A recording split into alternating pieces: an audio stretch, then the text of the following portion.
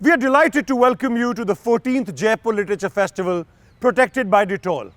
It's a pleasure to present today Betrayed by Hope, Michael Madhusudan Dutt, Namita Gokhale, Malashri Lal and Arun Das, with a reading by Arun Das. Namita Gokhale and Malashri Lal's co-authored play, Betrayed by Hope, follows the checkered life of poet and writer extraordinaire Michael Madhusudan Dutt.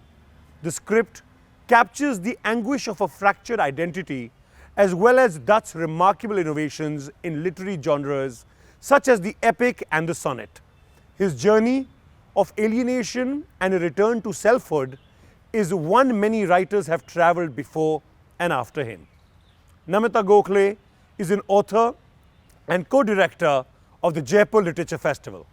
Dr. Lal is a writer and an academic. They have co-authored 2 previous anthologies together. Arun Das, an actor and a multidisciplinary artist who has recently produced and acted in a digital adaptation of Betrayed by Hope with Bangladeshi-American actor Inji Zaiba Zahir, now based in Canada. In a fascinating session of readings and discussion, they explore the paradoxes of Dutt's life and work. Namita Gokhale, an award-winning writer, publisher and festival director. She has written 20 books, including 11 works of fiction. Her recent novel, Jaipur Journals, was released in January 2020. Betrayed by Hope, a play on the tragic life of the poet Michael Madhusudan Dutt, was published in December 2020. A co-founder and co-director of the Jaipur Literature Festival, Namita is keenly involved in curating intra-literary dialogues across languages and cultures. Malashri Lal recently retired from the academic and administrative positions at the University of Delhi's English department. She is a member of the English Advisory Board of the Sahitya Akademi and Bharatiya Jnanpith's Advisory Committee. Her specialization is in literature, women and gender studies. Her books include In Search of Sita, Revisiting Mythology, Tagore and the Feminine, A Journey Through Translations and Finding Radha, The Quest for Love. Malashri has been a senior consultant to the Ministry of Culture, UGC nominee, and on committees and a member of International Book Award juries. An award-winning designer, Arun Das runs an independent design and strategy practice out of New Delhi and Mumbai. Working in diverse contexts ranging from literature and the arts to advocacy, planning and policy in the cultural sector, Das's practice is richly supplied by interdisciplinary engagement. He is also an actor, singer and scenographer with a passion for the make-believe. Ladies and gentlemen, please do remember to comment by typing it into the comment section. Ladies and gentlemen, Betrayed by Hope. Madhusudan Dutt, Namita Gokhale, Malashri Lal and Arun Das, with a reading by Arun Das. নিজাগারে ছিল মোর অমূল্য রতন অগণ্য, তা সবেই আমি অবহেলা করি। অর্থলোভে দেশে দেশে করিনু ভ্রমণ, বন্দরে বন্দরে যথা বাণিজ্যের তরী, বন্দরে বন্দরে যথা বাণিজ্যের তরী। So here we are once again, and at the Jaipur Literature Festival, though through the digital medium this time. It's Jaipur that brings many of us together, and certainly Namita, you have made Jaipur not only famous in Jaipur, but the world over, given it a brand name really. And your last novel is Jaipur Journals, where you've looked at the possibility of the quirky people who come to the literature festival. They have their own manuscripts, their own ideas. So Jaipur in Rajasthan has a fascination for you. And the work that we have done recently, Namita, the life of Michael Madhusudan Dutt, interestingly, he too has a connection with Rajasthan, as you know. The play that he wrote called Krishna Kumari is based on a legend that is coming to us through Colonel Todd, Annals of Rajasthan. And it is again this romance, the heroism, the artifice, as well as the martyrdom that is part of the valorous atmosphere of Rajasthan that comes into Michael Madhusudan Dutt's play. So, Namita, what is this fascination that you have with Jaipur and Rajasthan, and why Michael Madhusudan Dutt now?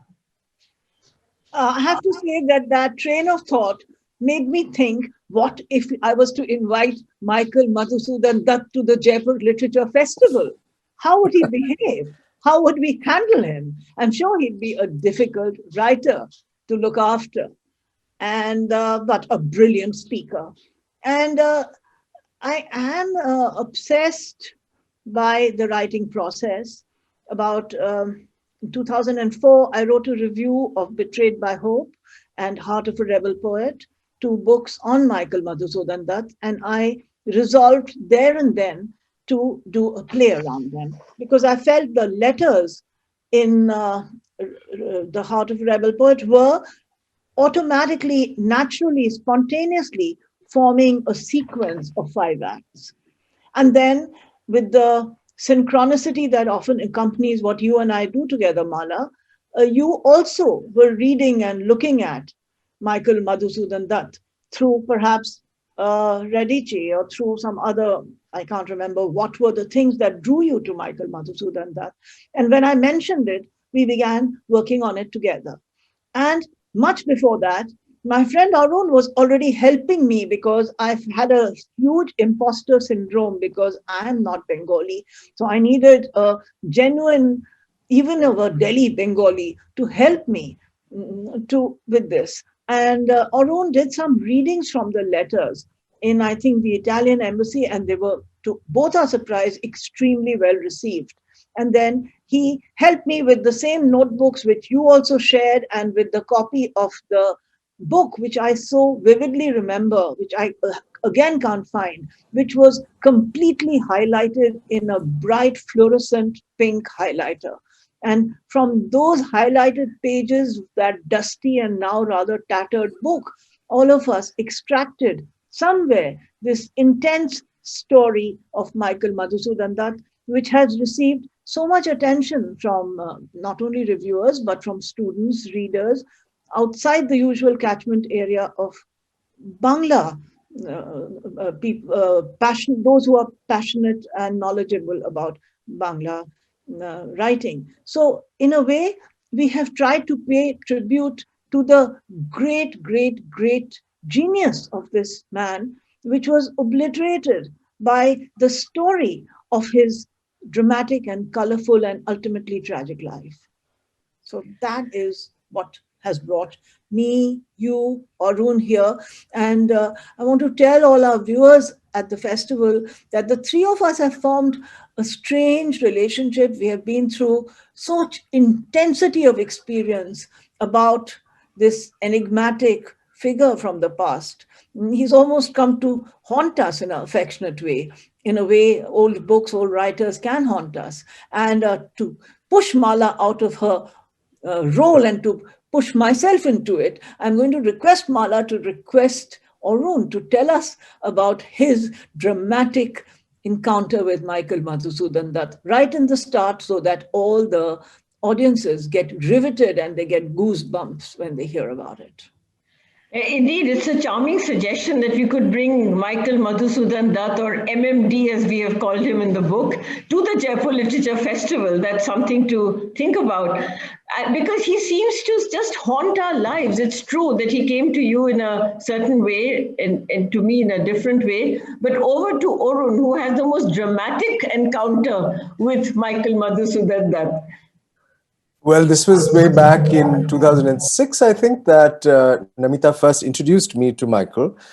Growing up Bengali in Delhi, I had heard of him, of course, but I wasn't very intimately familiar with him. and these were evenings when Namita would ask me over, and we'd read his letters. She'd get me to sing a song or two, and these were these kinds of merry, non-self-conscious, early sort of how do I say, kind of getting to know Michael in this kind of natural, non-agenda kind of a way. And the Italian Center, the Italian Cultural Center reading that you mentioned, Namita, came out of this period, I think. And soon after, I happened to find myself in Calcutta for a family wedding. And on the evening that I was meant to fly back home, I have this strange habit of going to cemeteries and looking at old graves and what might be engraved in them. I just wanted to visit the Park Street Cemetery on my way out. It happened to be close to the hotel we were in. But the Park Street Cemetery was not accessible because of the route that the taxi driver decided to take. And he took us to a different cemetery, which we were not familiar with. And I didn't know that Michael was actually in there. So in we go. It is close to dusk. The light is changing. There's practically nobody there. I see a gentleman in the distance looking intently at a grave. I'm kind of magnetically drawn towards him in that spot, and I will never forget that sort of dramatic, tall figure of him looking at this grave in intent, kind of concentrated meditation. And I found myself being sort of drawn to him, little realizing that I might be actually intruding into his solitude, which I think I did, because he suddenly turned, and I will never forget his glassy eyes looking right at me. I kind of gestured my apology, and I did an about turn, and I went the opposite direction. Wasn't really sure which way I was going, but I was a bit scared because I got the feeling that this gentleman might have been following me. And I started almost to run. At some point, I would have tripped and fallen. I look back and there's nobody there. I look in front and there's Michael's bust. It was, when I think about it, I still get gooseflesh. I, of course, called Namita from my little phone at the time, right then and there, to tell her that now I believe her. This business with this affectionate haunting of Michael's that she always told me about, I believed her in that moment. And since then, he has kind of prevailed upon us, I would say, in more ways than one. This was way back in 2007, I think, this particular episode. And since then, he has been a recurring theme in my life, in as much as he has been in Namita's life and in Maladi's life. Say that in an uncanny sort of way, he has brought a bunch of us together to make this happen. Inji Zeba Zahir, who reads the play in the digital production with me, knows him, is familiar with him, again in a non-self-conscious way, from school textbooks in Bangladesh. Apparently he is in their curriculum, and then finds herself thrown unwittingly in this exploration of Michael's life, starts to relate to his life tremendously, and expresses her notes of gratitude to both of you for having, brought Michael back to her, as she called it, because Michael is as much a figure, a literary figure in Bangladesh as he is in Kolkata. And subsequently, the editor who actually edited our Zoom recordings and stitched it together for this digital presentation of this play turns out to be somebody who has studied Michael Madhusudan over two of his comparative literature majors. So, and entirely by surprise, we discovered this. He didn't tell us. None of this was by design. So, yes, Michael has prevailed upon us. I agree with both of you that Michael has strange ways of entering our lives. I'm also a Bengali expat in a sense. I grew up in Rajasthan, certainly a non-Bengali environment in which I did read Bengali, and I read some of Michael Madhusudan Dutt with my grandmother, but that was it. And surprisingly, he came to me through Namita, because way back in 2011, I was asked to do a detailed review of William Radici's translation of Meghnad Bodh Kabbo. The introduction, which was very detailed and went into some biographical instances which were fascinating, got me interested in Michael as a person, not just the poet. And I happened to mention that to Namita during one of our coffee sessions. And she said, "Hey, have you read the letters?" And I actually hadn't. And then Namita handed over the set of letters, and I was absolutely fascinated by the details of society at that time, the literary curriculum at the Hindu college where Michael was a student, and the teachers that he had, the legacy of British literature that came to him and to his fellow students at Calcutta at that time. And there was a constant back and forth for me between the literature taught and the literature that I was teaching in the 20th century, 21st century in Delhi University. And I said, there is this huge gap. We've got to do something about bringing Michael's dilemmas in relation to the English literature heritage that he had through his education. We've got to relate that to a similar kind of a post-colonial complexity that we and our students are facing. So Namita, when we launched on this book, we really didn't know what shape it would take. We were fascinated by the poet as a person. We were fascinated by the letters. And then we decided, in our usual crazy fashion, to just launch on a collaboration, not knowing which way it was going. The other two books that you and I have done have to do with Sita and Radha, and they are edited and carefully commissioned essays appear in it, and some rare unpublished material. But the Michael Madhusudan Dutt book, we decided to co-author and to write a play. I certainly had never written a play before. I had never written a play. Nor had you. And we talked about it and said, can we swing it? Somewhere there was this great confidence, maybe recklessness, that yes, we can do it. And that's the time that we decided, okay, let's go ahead and look at the letters and select them. That was a very hard process. Do you recall any of those challenging moments in our collaboration? I think searching the right letters, which conveyed the narrative flow and also accurately conveyed Michael Madhusudan Dutt's voice. I think that was the biggest challenge, and which also brought out the contradictions in his voice, because he was a bit dramatic. He was posing, he was pretending, he was lying, or at least exaggerating through those letters, whether it was about how grand he was with his English wife, one by one with both of them, or how he, when it came to penury, how he could turn on the tears and beg for never to be returned loans.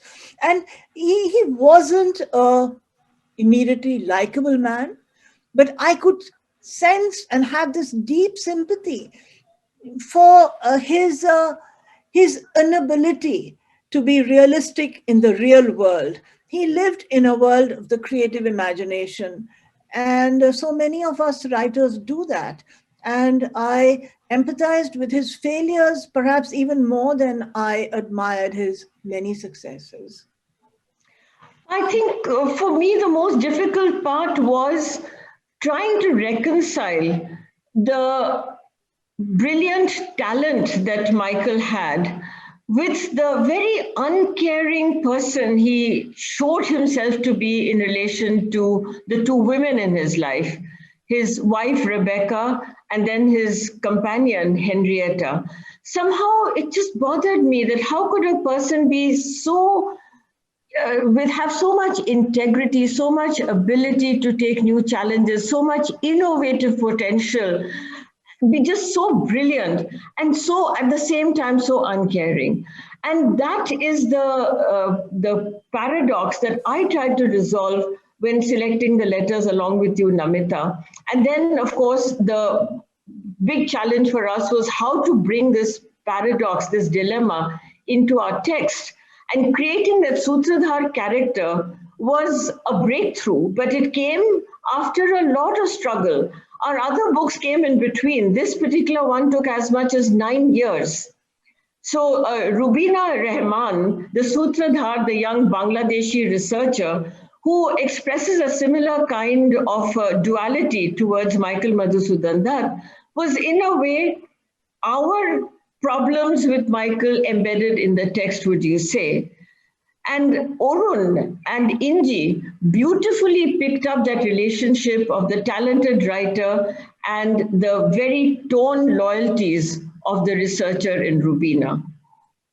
Orun, what would you say about the production? Did you and Inji have a discussion about this relationship? The poet in his personal capacity and the poet in his literary brilliance. Yeah, Inji actually reacted like you did to his the story of his life and his personality, and she had exactly the kind of question marks, tone loyalties towards the brilliance of a man and his persona and how he treated his wives and his friends. So she went through the whole arc of it. Vis-a-vis putting it together as a digital production, actually, Inji came into the picture much later, and luckily for me, she did appear on the scene after one had experimented with two other friends who are also actors. But Inji resonated with it in this way that you are actually describing.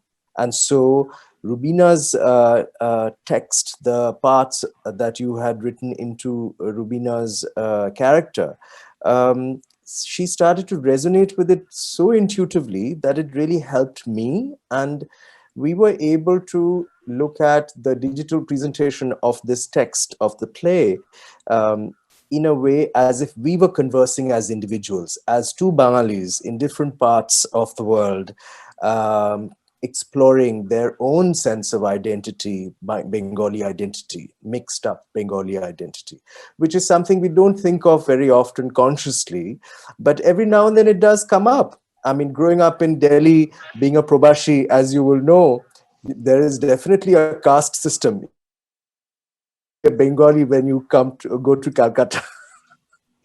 You have to prove your mettle as a Bengali if you are to actually have truck with a true Bengali from Calcutta. So there are those things, and yet we are essentially Bengalis. We do self-identify as Bengalis, and for us, what stood out and helped us actually make sense of the text in the context of the digital production was this central spine, which was his very open experimentation with his own identity throughout his lifetime, and all of that sort of manifests itself in the evolving nature of his work, and definitely in the letters, which is why reading the letters themselves I found not so difficult. Quite personable, actually, because they are intimate and they tell you the story of the man who left behind this amazing, masterful work. But I think for us the big challenge was how to, in a digital medium, in this kind of a Zoom medium, how to convey all the things that you had written into the staging of this play, which involved scenographic elements, it involved costume setups, lights, and so on and so forth. So what we arrived at was this, that we were going to try and read the letters as two individual Bengalis in different parts of the world talking about Michael's life, but reading the text as if it were about our own, and it fitted so perfectly. It didn't feel labored at all. So I suppose that is something about your and Namita's writing. Could I interject here? I want to say that it's like three men in a boat, two Pravashis and a Pahari. What are we doing here?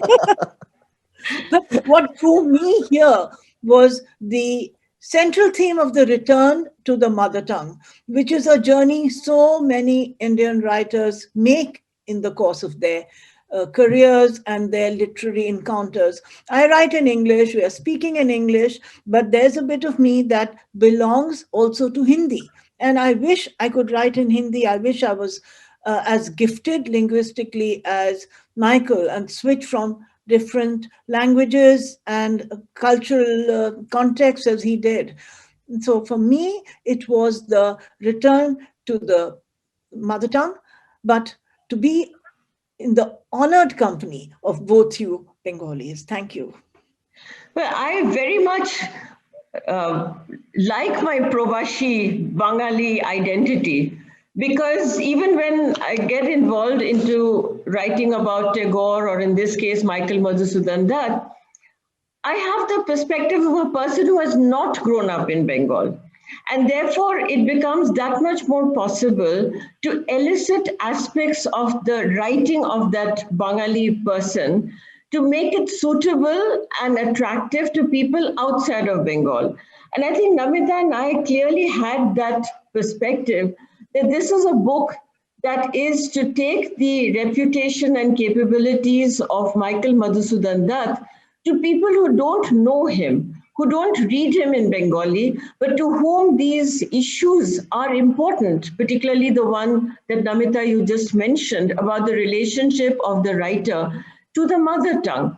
And Michael Madhusudan Dutt's beautiful poem, Bongo Bhasha, which Amit Chaudhary has translated for us in our book, that creates the poignancy of the situation very beautifully. And Michael, in a way, was pushed into writing into Bengali. We remember how his earlier writing was in English, and he wanted to be this great world renowned figure in English. And then J.D. Bethune cut him down to size and said, really, The Captive Lady is not good enough as an English poem. And maybe this writer should try to write in his own language.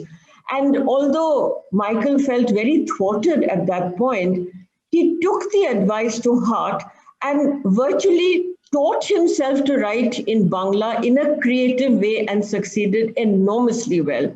Only a few of his work did he even try to translate into English. For the rest, he just continued to write in Bangla.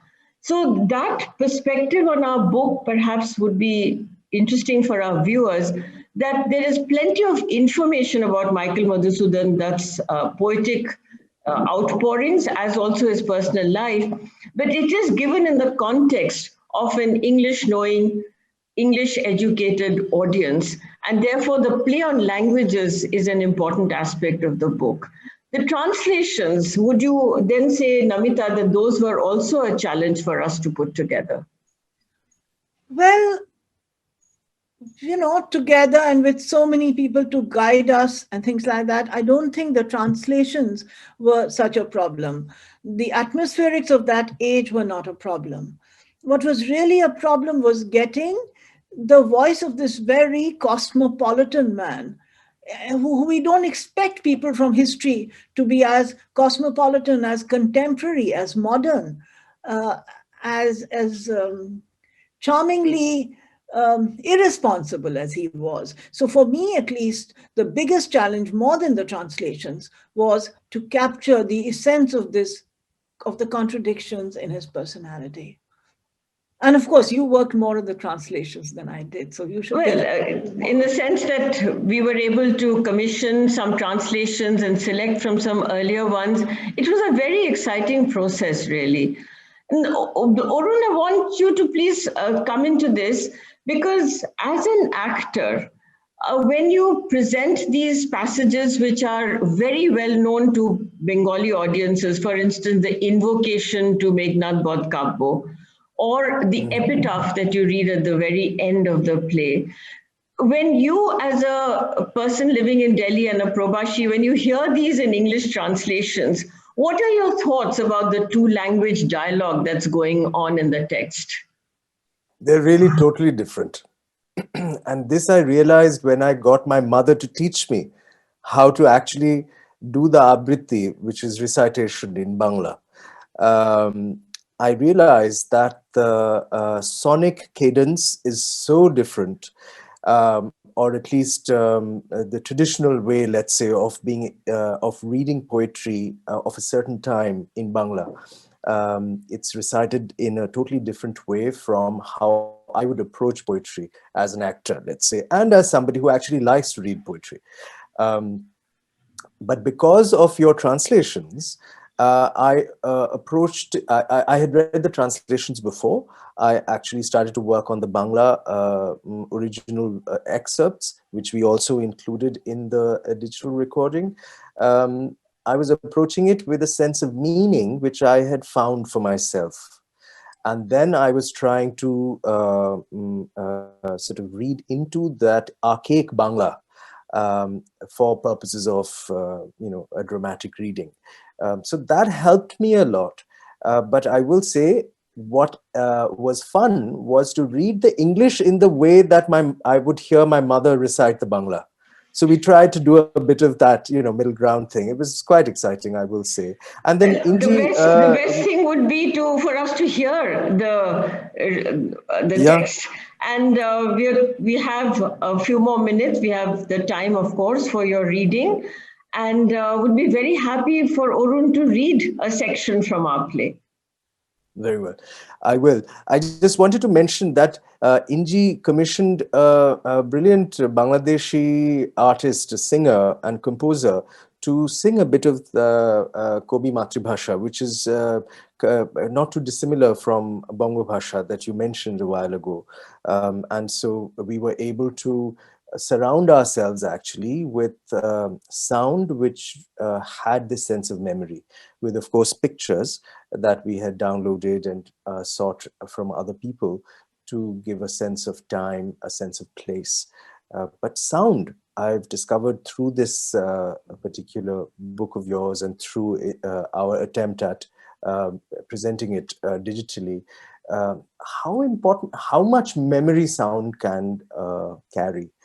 So anyhow, I'm going to read from the play. This is the bit right in the end when Michael is fictionally talking about his entire life at the end of having read out letters through the course of his life. So we'll start by this short poem that he has written for his dear friend Gaudash Bashok, who he corresponds with through his lifetime, and they share a very close and intimate bond. Though short, oh, too short is the time we have, my Gaur, to meet on this side of the tomb killing thought, yet friendship and love shall ever be ours, my Gaur. Wherever may fate land me, thou shan't be forgot. And indeed, time is too short. Here stands the renegade husband of Rebecca Thompson and father of Bertha Blanche Kenneth Dutt, of Phoebe Salfelt Dutt, my abandoned daughters, and of George McTavish Dutt, and my youngest, named after me, Michael Dutt. God, how they must hate me, if they still remember me, that is. Their fickle-hearted father, Bertha, my eldest one, was only 8 years old when I left Madras, and my youngest little Michael, only a year and 10 months. My namesake, Michael, died just 3 months after I had left. It was then when I heard that he was gone that I decided I would never return. To her and to them. God, how they must hate me, perhaps even more than I hate myself. And I didn't stop, did I? There was beautiful Henrietta waiting for me, Amelia Henrietta Sophie White. I knew her father, George Gilles White. He was a colleague of mine at the Madras University, a decent fellow. We lived in the same suburb of Madras in Raipura. My loyal Henrietta was very young then, and her father, George White, all of 47, married again. His new bride was just 16, a year younger than Henrietta. It was a sordid scandal, as you can imagine. I felt all the more for her, for my Henrietta having to cope with a stepmother her own age. And there in Calcutta, my loving father had married again as well. And I then, the sum of all the loved ones that I have failed. No. I am Michael Madhusudan Dutt, a poet.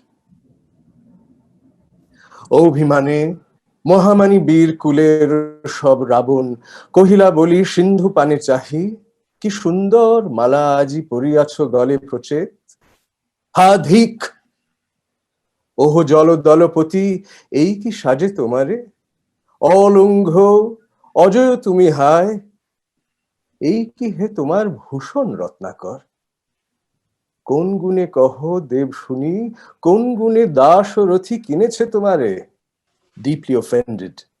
The imperious Ravan, a mighty bull among the heroes, gazing at the ocean, said, "O wise one, what a lovely garland you wear on your neck today. Fie! O Lord of the waves, does this become thee? O indomitable, unfathomable one, can this be thou adornment? O ocean, thou the great jewel quarry, by which virtue, tell me, my sire, has the son of Dasharath won thee over? As mighty as the wind thou art, O great foe of the wind, what sin is it then, tell me, that makes thou bear such restraints? Rise, O mighty one, clear thy name of disrepute, smash these barriers with all thy heroic strength, and drowning my powerful foe in these deep waters, soothe thou this burning agony. Do not endure this mark of dishonor upon thy brow, O Lord of the waters. This is my humble prayer to thee. Am I the prototype of the drunken artist?